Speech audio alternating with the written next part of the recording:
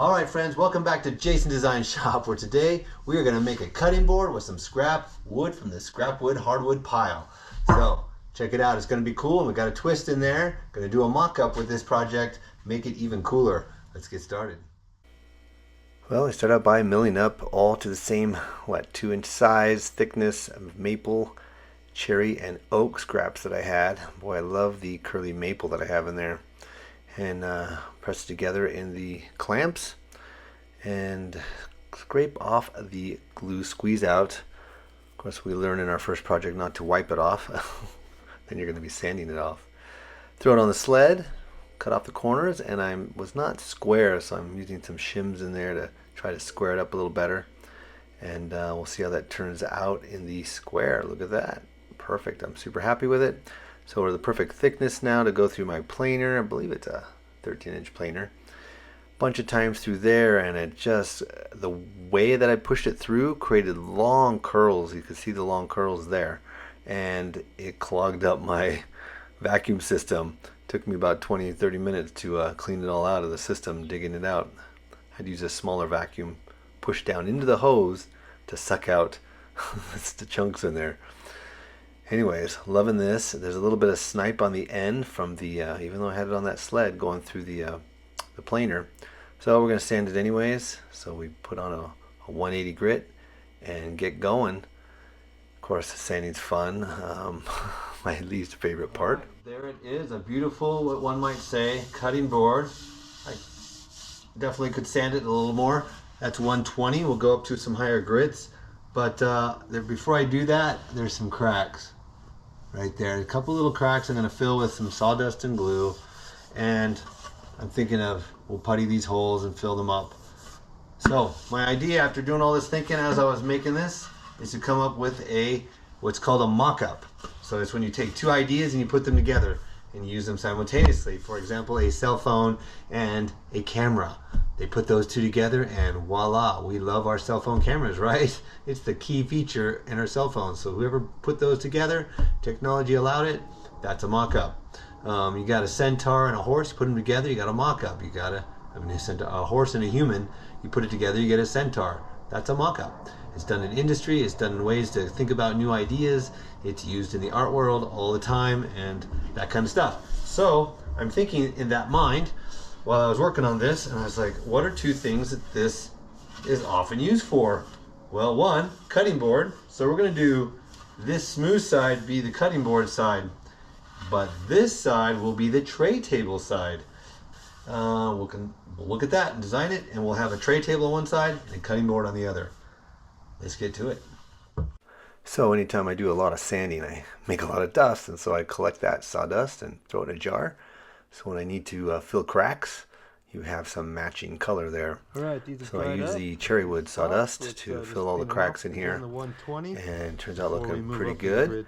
I go ahead and sand it back up to the 120, get it all even again, and flip it over. Do the same thing both sides, of course, and it looks great. And I've got a cutting board ready to go.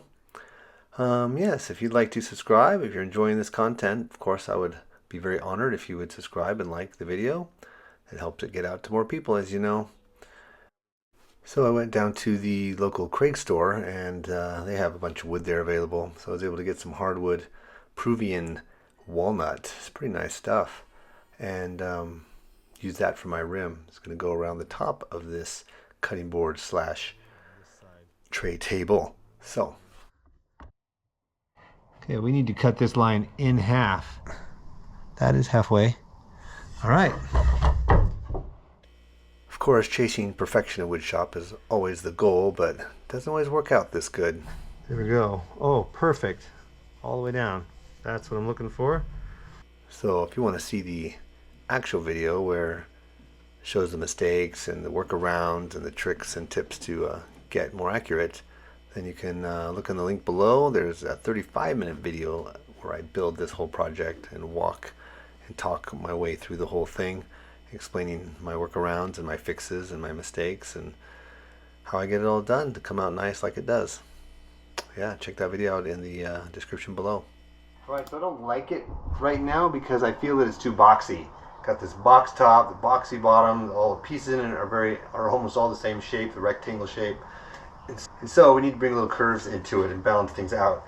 And it's pretty deep also, so I think we're going to take one side of the whole thing and come in so the corners are really solid and stable for when it's a cutting board. But when you flip it over, this will come down and then go back up. Because most tray tables have a pretty thin circle and just the handles on the end, right? Pretty thin square with just the handles on the end. So I'm going to design a nice little swoopy curve here, down, across, and up. And we'll have to cut that out on the bandsaw we don't have.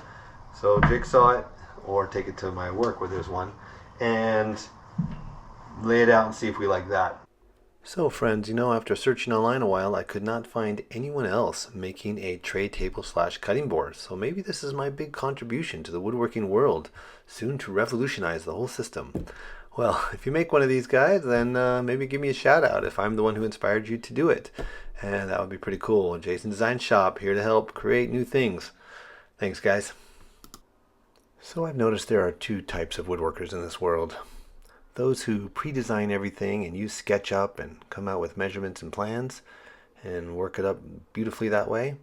And others who free flow it and design it as they go and make adjustments and fixes as they go. Of course, both are valid, but both have their pitfalls and advantages. Like in this one, I realized I hadn't thought about the joints, and I should have made a mitered corner and some splines in there, which then popped into my head a spline. So then I got to invent this jig and create this new way of making a joint with a spline going through it.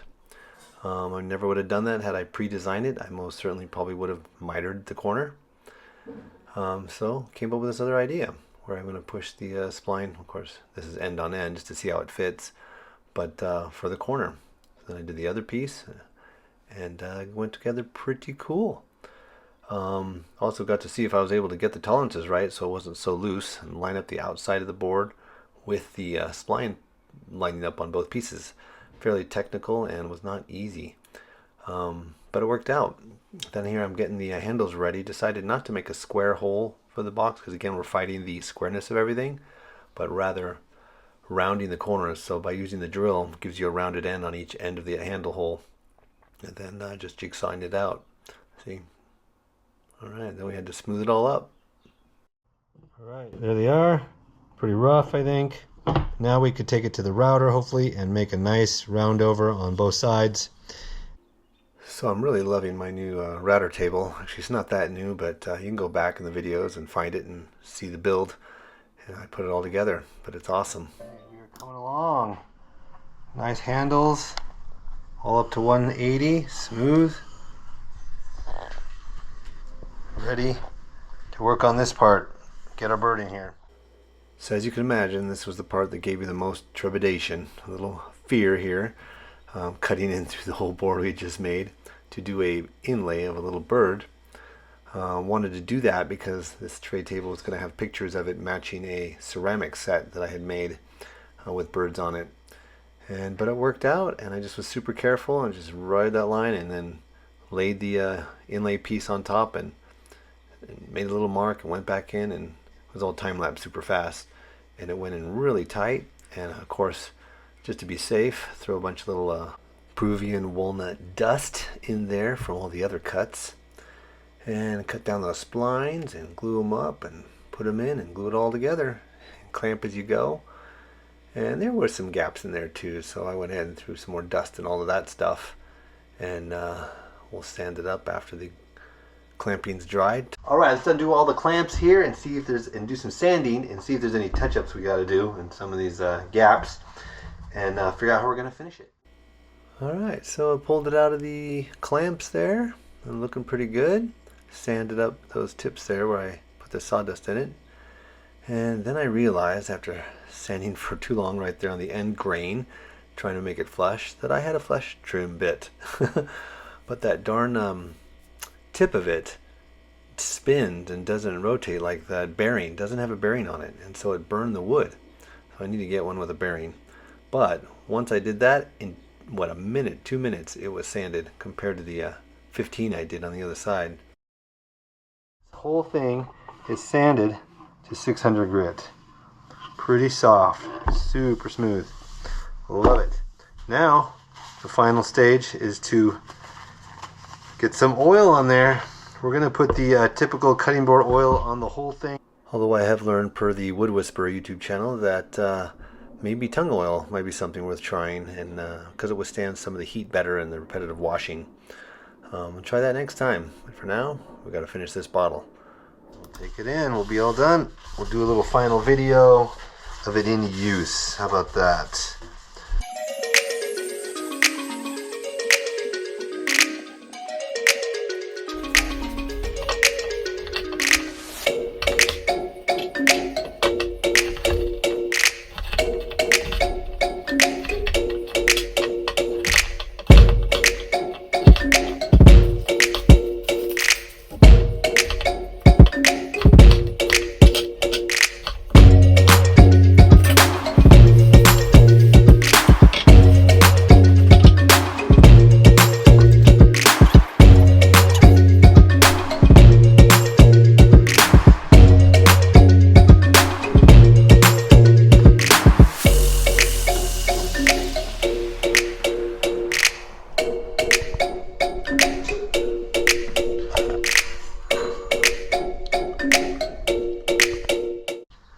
Alright friends, thanks for watching that video. Hope you enjoyed it. Stick around and watch something in the next video, somewhere up here, down there, whatever. And like, subscribe, and go out there and make something cool. Later guys. Bye.